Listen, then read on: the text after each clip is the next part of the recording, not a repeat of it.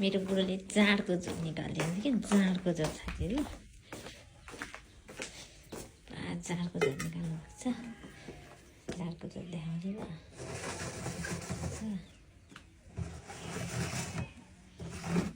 हेर्नु साथीहरू जाँडको झोल यसरी राख्नुपर्छ नि बुढा आउँदाखेरि त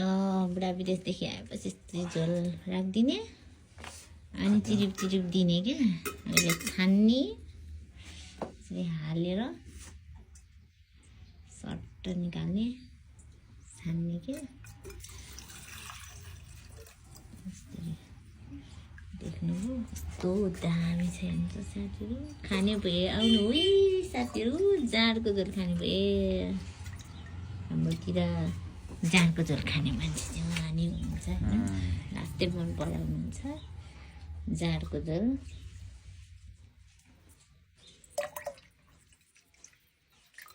कति खाने हो र माछा है बच्चा यतिले पुरा बिर्को लगाउनु माथि राख्नु फेरि माथि राख्दैन धेरै गाह्रो छ तल यो तल चिसोमा राख्नु हुँदैन नि त बिग्रिन्छ नि त फेरि